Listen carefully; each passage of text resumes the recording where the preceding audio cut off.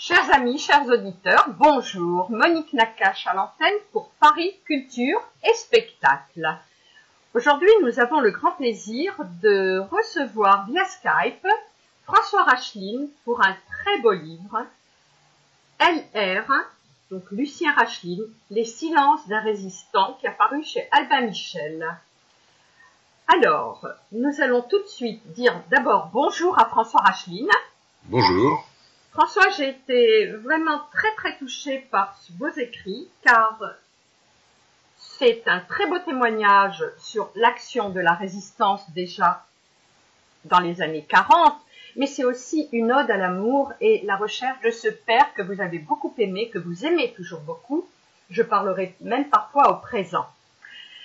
Alors, François, le livre commence tout de suite par l'épisode de Villa de Victor, votre oncle. Vous portez d'ailleurs son prénom. C'est aussi le prénom d'un autre grand ami intime de votre père, de Victor Gerson. Et je voudrais que vous nous situiez un petit peu l'action d'abord, en premier temps, de Villa. Oui, alors écoutez, d'abord peut-être une précision. Vous dites c'est un hommage, c'est un chant d'amour. Oui, bien sûr, parce qu'il y a de la piété filiale, mais c'est surtout une enquête, un récit sous forme d'enquête. Tout à fait, mais on va y revenir parce que vraiment, c'est presque une enquête policière. Je dirais que chaque page nous permettrait de détailler avec moult détails. Mon père, Lazare, avait un frère cadet qui s'appelait Villa, il avait également deux sœurs, et ce frère s'était engagé après avoir été fait prisonnier, puis s'est évadé comme son frère, il s'était engagé dans la résistance, et il a été livré par la milice à la Gestapo en 1944, et il a été torturé de manière atroce. Je passe sur les détails. Il n'a pas dit un mot, il est mort, et il est mort assassiné, non pas fusillé, parce que avec d'autres compagnons de résistance, un peu moins d'une vingtaine, il a été assassiné à la mitrailleuse en rase campagne par les nazis. D'autant qu'on les faisait descendre du camion pour se détendre les jambes.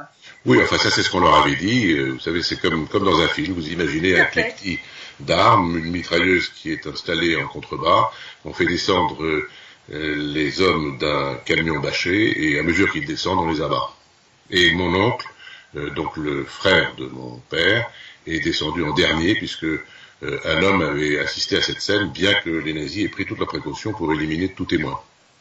Et votre père ne s'est jamais vraiment remis de cette exécution. Alors, il y a deux choses que je peux répondre à ça. La première, c'est qu'il n'arrivait pas à prononcer le nom de son frère sans pleurer. Et donc, les quelques 20 années où j'ai pu vivre dans l'intimité de mon père, je l'ai pratiquement jamais entendu parler de son frère. Mais l'enquête à laquelle j'ai procédé, à partir de documents historiques, m'a prouvé que c'était une cassure irréparable dans sa vie. Alors maintenant, François, pourriez-vous nous raconter un petit peu quel a été pour vous, voyant de l'extérieur maintenant avec le recul des années, nous détailler un petit peu qui était Lazare Racheline? Alors vous savez, quand on s'interroge sur quelqu'un qui a été votre père, qu'on n'a connu que 20 ans et dont on ne mesurait pas la densité de la vie, on doit essayer sinon de reconstruire, en tout cas de recomposer un petit peu comme un puzzle, vous savez, avec des morceaux qui sont un peu éparpillés.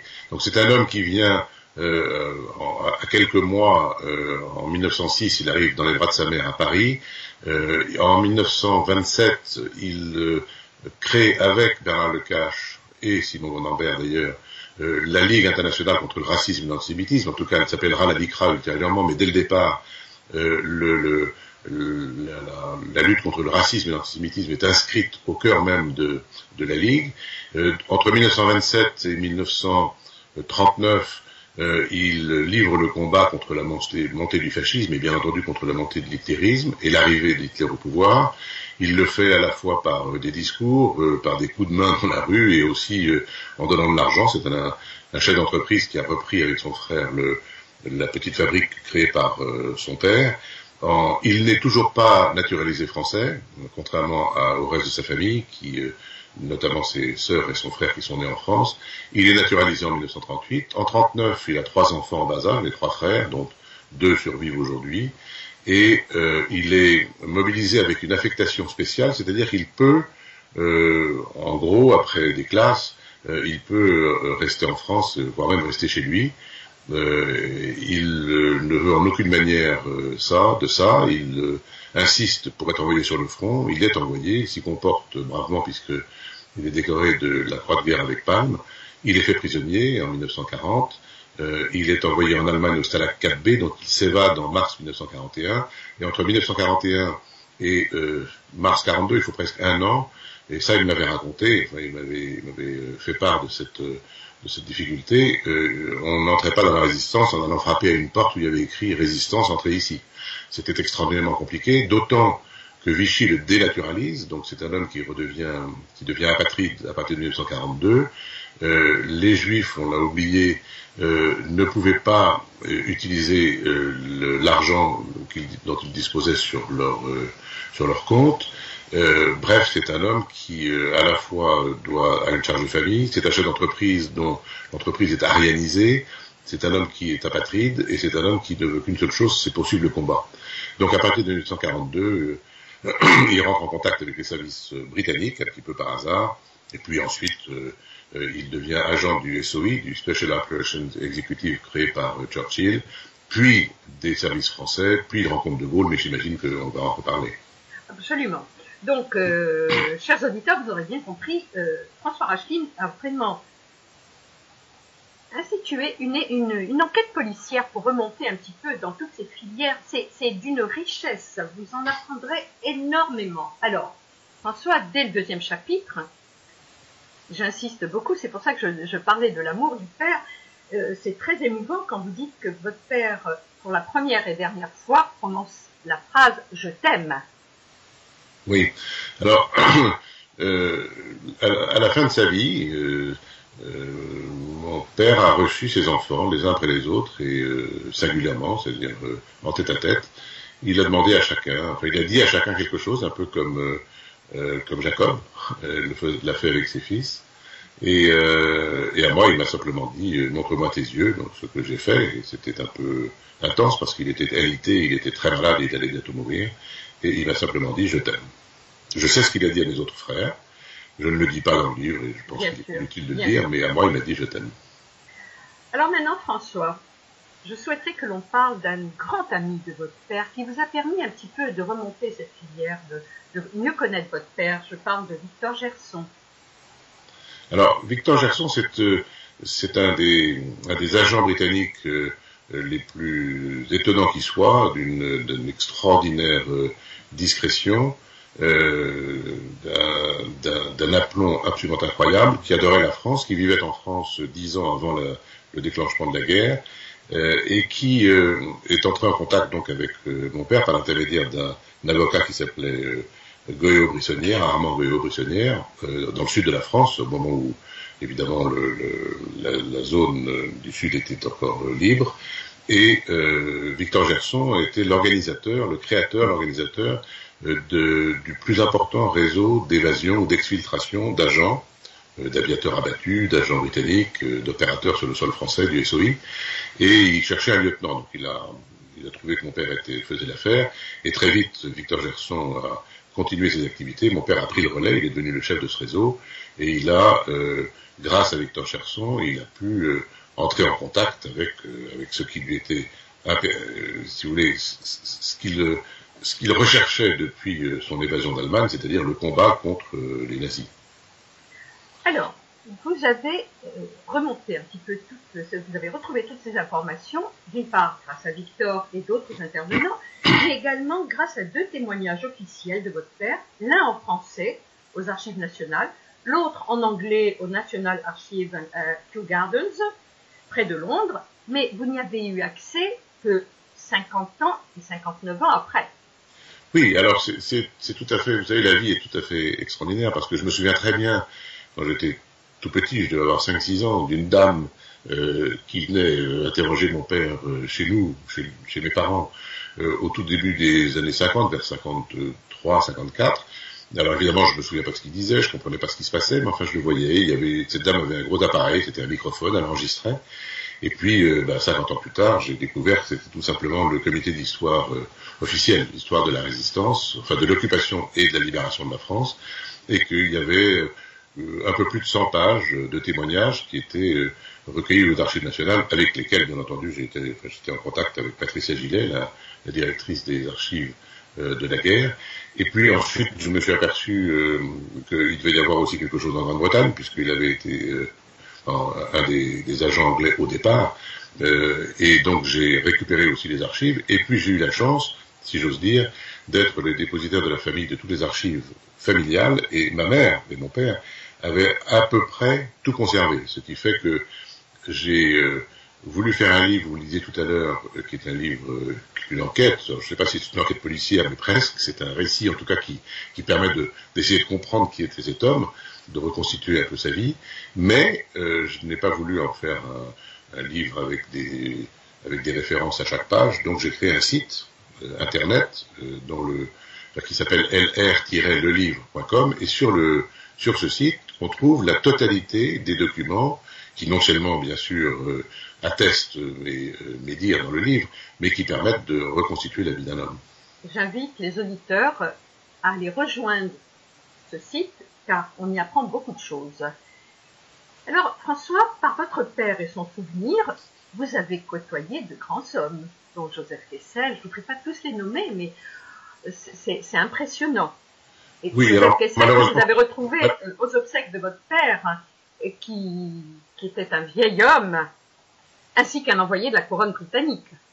Oui, alors, malheureusement, comme disait la Bruyère, je suis arrivé un petit peu trop tard dans un monde trop fait, c'est-à-dire que j'étais vraiment jeune pour croiser... Trop jeune, tout à fait. Oui, moi j'avais 20 ans quand mon père est mort, mais il y a beaucoup de gens que j'ai vus passer chez mes parents je sais pas, quand j'avais entre 8 ans et 15 ans ou 18 ans, si vous voulez, et qui sont des noms évidemment très très connus. Vous avez cité Joseph Kessel, il y avait Boris Souvarine, il y avait Gaston Defferre, il y avait Jacques Chaban-Delmas, il y avait Jean-Jacques Savant-Schreiber, il y avait Pierre Mendès France, il y avait François Mauriac, il y avait Albert Camus, vous voyez, donc ce sont des gens... Marcel de Blanchet. Oui, Marcel de Blanchet dans le monde des affaires, et d'autres d'ailleurs dans le monde des affaires aussi beaucoup. Donc, si vous voulez, et puis évidemment Luc Gerson, l'ambassadeur de Grande-Bretagne, enfin beaucoup de gens qui ça vous forme aussi un petit peu à regarder quels sont ces hommes et ces femmes. Alors, pour rajouter une note de gaieté, parce que c'est très touchant, quand votre mère présente donc Lucien à sa famille, l'épisode de la Rhapsodie hongroise, pourriez-vous nous en parler, parce que c'est touchant. Oui, alors ça c'est un épisode qui se passe en 1931 ou 32, mes parents se sont mariés en 32, et pour la première fois, les futurs beaux-parents de mon père le reçoivent chez eux à dîner, en quelque sorte il vient leur demander la main de leur fille, Suzanne, et donc il arrive et il aperçoit un piano, et évidemment, ma mère, Suzanne, avait demandé à la sienne, surtout de ne pas dire qu'elle jouait du piano, elle était un peu timide, elle voulait surtout pas s'exposer. Et quand mon père voit le piano, bien entendu, avec un petit peu de persiflage, il demande à la maîtresse de maison qui joue, et ma grand-mère ne peut s'empêcher de lui dire c'est ma fille Suzanne. Et alors, mon père, qui était, je le répète, un peu persifleur, comme ça, qui avait un côté un peu tourné en dérision parfois certaines choses, interpelle ma mère, lui dit mais écoutez, peut-être vous pourriez jouer quelque chose, ça me ferait tellement plaisir, donc elle refuse, il dit mais si, et à ce moment-là il lui sifflote un air qui est assez connu de la cavalerie de Suppé, et vous savez, bon, un air très connu, même encore aujourd'hui, mais très, disons une musique un peu facile, un peu légère. Et ma mère est un peu vexée d'entendre ça, enfin, en tout cas, c'est ce qu'elle me dit. Donc elle se met au piano, elle réfléchit un instant, et elle attaque la deuxième rhapsodie hongroise de Liszt, parce qu'elle était premier prix du conservatoire de la Schola Cantorum, et là mon père est complètement, il s'évanouit pratiquement d'enthousiasme, il rentre chez lui, il réveille tout le monde, il dit que sa femme est une artiste merveilleuse, etc. Mais en fait, on apprend aussi que, à partir de là, votre mère ne s'est plus remise pratiquement au piano, elle ne s'est remise qu'une fois veuve. Oui, enfin, elle a joué très peu, et puis quand mon père est mort, j'ai beaucoup assisté pour qu'elle se remette au piano, et c'était un moyen pour elle de retrouver des sensations qu'elle avait oublié, et puis aussi pour moi de l'écouter, et comme je joue du piano aussi, c'était un moyen pour moi d'apprendre à ses côtés. Alors François, j'avoue que j'ai été très touchée et impressionnée par les silences de Lucien. Vous dites d'ailleurs que Vic et Lucien avaient un grand point commun, c'était des spécialistes des silences bien choisis. Oui, alors vous dites Lucien parce que mon père s'appelait Lazare, mais on l'a appelé Lucien, il a pris le pseudonyme de Lucien Rachet, et même encore il y a Socrate après, et moult. Et voilà, et d'autres, mais enfin, Lazare Racheline, Lucien Rachet, Louis Rago, c'est LR, ce qui justifie le titre général du livre. Il s'est appelé aussi Socrate, Dean, enfin, il y a beaucoup d'autres surnoms ou pseudonymes. Mais, pardon, mais il faut comprendre quelque chose, c'est que ce n'était pas un taiseux. C'est le contraire d'un taiseux, parce qu'on m'a expliqué, et malheureusement je l'ai jamais entendu, que non seulement c'était un grand orateur, mais c'était un tribun. Et lorsque il prononçait des discours, notamment en faveur d'Israël, c'était un homme dont on m'a dit qu'on était prêt à, s'il avait proposé d'aller prendre l'Élysée, tout le monde le suivait. Donc c'était un grand tribun, et en même temps c'est un homme qui ne parlait pas de ce qu'il avait fait dans la vie, dans des circonstances exceptionnelles. Le général de Gaulle disait qu'il s'était comporté de manière admirable dans les moments les plus difficiles de l'existence. C'est une lettre qu'il a écrite à ma mère, que je cite, je crois, dans le livre. Mais j'ai beaucoup réfléchi à ça, et je crois que c'est assez simple à comprendre. Toute personne, toute femme, tout homme qui organise sa vie pour faire son devoir, ou ce qu'il croit, ou ce qu'il pense être son devoir, d'abord envers sa conscience, mais aussi envers son pays ou envers sa profession, ne va pas demander à quiconque de venir l'admirer ou de dire que c'est quelqu'un d'exceptionnel. Quand on fait son devoir, on fait son devoir, donc il n'y a aucune raison de venir le clamer en public. Et je pense que c'était son cas. On en reparlera peut-être à propos de l'héroïsme. Il refusait ce terme de héros. Donc c'est quelqu'un qui parlait peu, ou plus exactement, comme me l'a dit Jean-Louis Servan-Schreiber récemment, c'est quelqu'un qui était économe de sa parole. Alors, ce qui fait que lorsqu'il parlait, on l'écoutait. Et avec beaucoup de recul, parce que j'étais émue quand vous lui avez posé la question au sujet du film Paris brûle-t-il, oui. En vous étonnant qu'on ne le cite pas. Il vous a fait une réponse magnifique. À vous de la dire. Oui, enfin, il m'a dit, bon, mais écoute, c'est comme ça, si je croise le regard du réalisateur, ben, on verra s'il peut le soutenir mon regard. Donc c'est quelqu'un qui ne revendiquait pas qu'on reconnaisse son action ou son importance ou son envergure, mais qui peut-être souffrait qu'elle ne soit pas reconnue. Je pense qu'il doit en souffrir. C'est ce que j'appellerais l'orgueil des grands.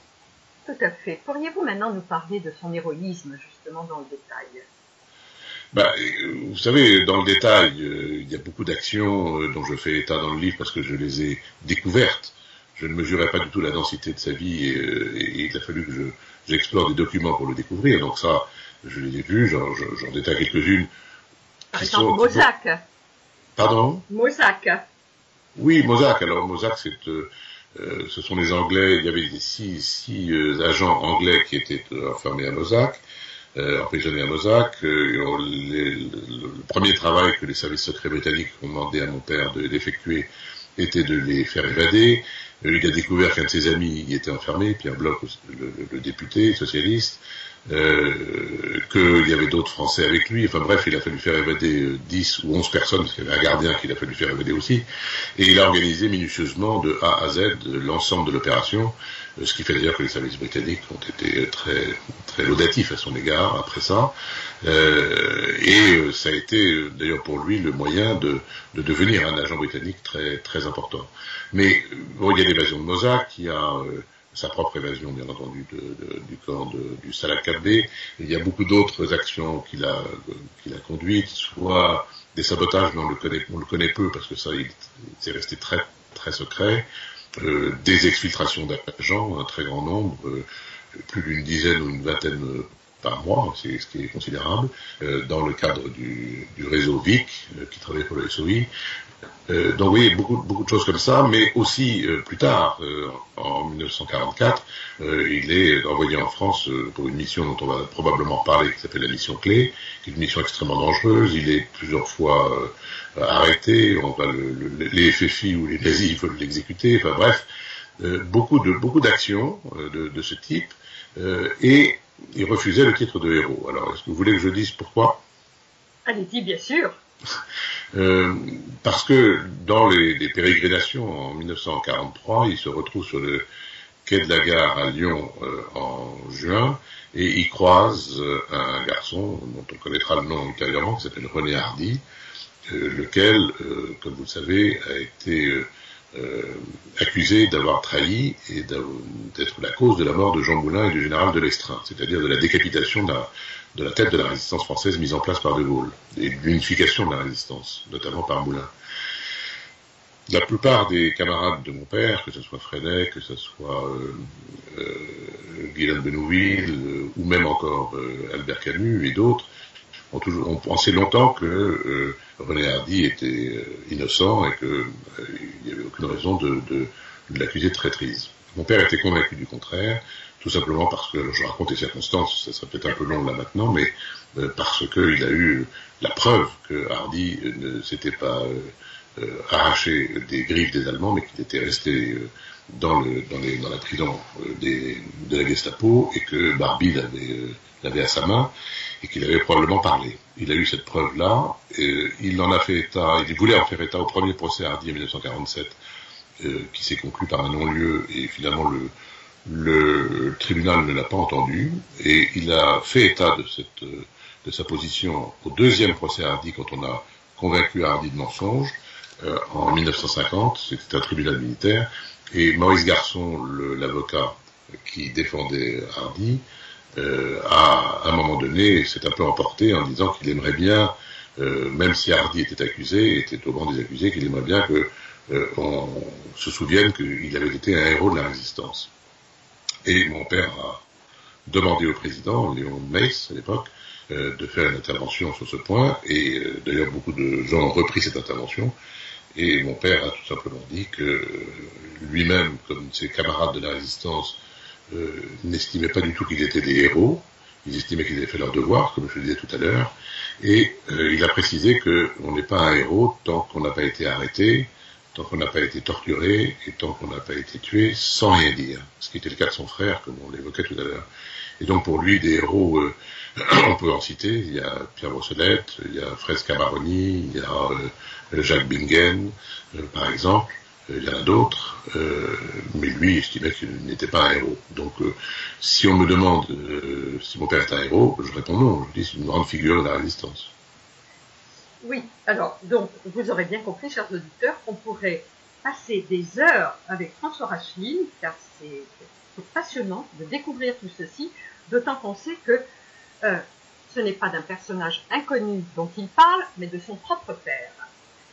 Alors, j'ai découvert aussi que votre père lisait, et j'étais un petit peu surprise qu'il connaisse également, qu'il ait connu l'enseignement admirable de Hillel, ce sage qui avait vécu sous l'empereur romain, donc 1er siècle, fin du 1er siècle avant l'ère chrétienne, et on cite dans votre livre, en tout cas vous le citez, l'adage de Hillel, puisque c'est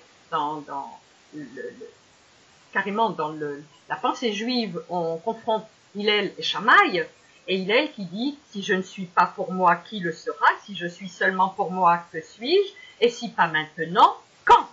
J'étais un peu étonnée, je ne pensais pas que votre père était si proche de la philosophie juive. D'abord, j'ai découvert dans les archives de mon père un certain nombre de textes qui prouvaient qu'il connaissait bien l'histoire du peuple juif.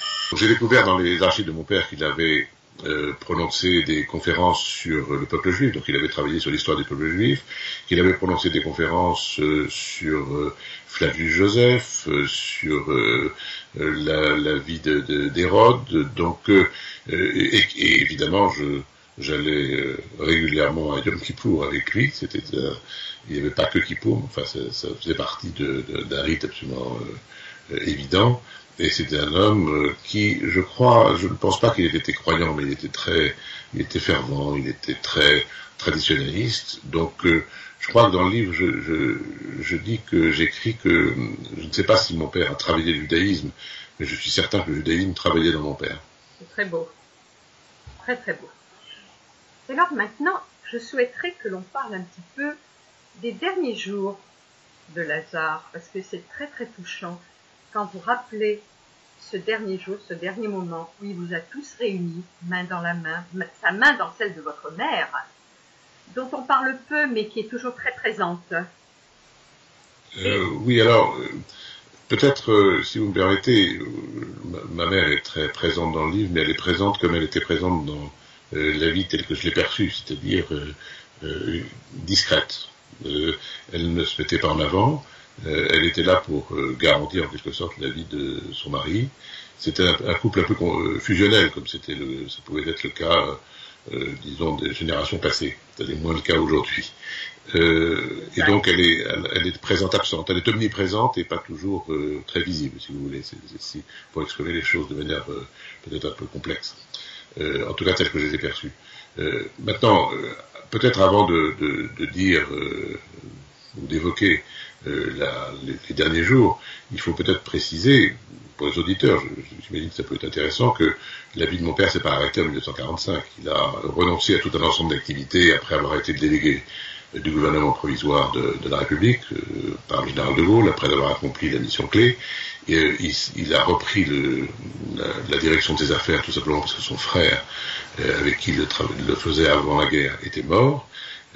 Il a néanmoins continué à travailler, disons, de son influence dans la société française, à la fois pour la naissance, puis le soutien de l'État d'Israël, et puis la naissance et le développement de l'Express. Il était très proche de Jean-Jacques Savant-Chabert. Jean-Jacques Savant-Chabert considérait que c'était son grand frère. Il ne faisait rien sans demander l'avis de mon père, choses qui sont un peu connues. Et François Giroud d'ailleurs était dans la même logique.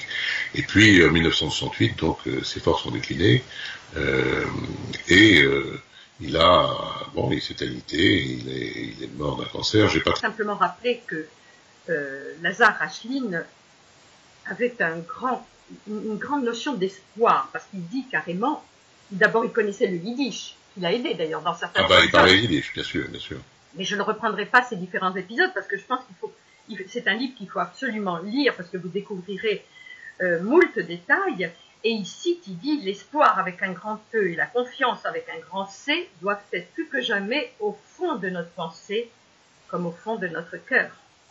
Oui, alors là, ce que vous évoquez, c'est une lettre qu'il a écrite au frère de ma mère, que j'aimais beaucoup, qui s'appelait Sylvain Jacques, lorsque Sylvain Jacques était prisonnier en Allemagne, lui aussi, et c'est une lettre qui, je crois, date de tout début 1942, et c'est une lettre extrêmement intéressante parce que mon père parle du relèvement de la France au présent, et pour en parler au présent, le 1er janvier 1942, il faut vraiment être très fort dans sa tête.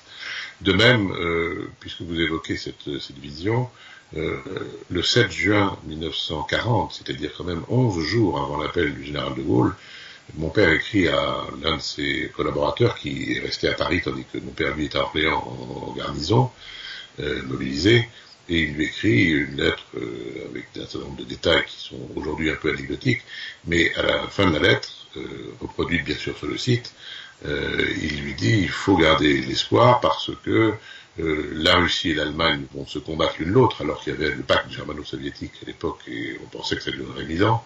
L'Amérique nous rejoindra peut-être, l'Italie va faire défection, ce qui n'a pas manqué, mais on aura peut-être la Turquie avec nous, enfin bref, il dit et on finira toujours par l'emporter. Et je trouve que c'est assez intéressant de voir qu'il n'y avait pas le moindre doute d'une victoire finale, et j'ai retrouvé un texte qui m'a éclairé de ce point de vue-là, qui date, je crois, de 1932 ou 33, qui est un discours devant le comité central de la Ligue internationale contre le racisme et l'antisémitisme, où mon père dit tout simplement que la barbarie n'a qu'un temps, mais que les idées qu'ils défendent sont éternelles, donc ils l'emporteront. Bravo, merci François Rachline. Je rappelle ce livre que tout auditeur devrait se procurer et lire, LR, Les silences d'un résistant, chez Albin Michel. Merci François. Merci beaucoup. Quant à moi, chers amis, je vous dis à la semaine prochaine. Monique Nakache pour Paris Culture et Spectacle.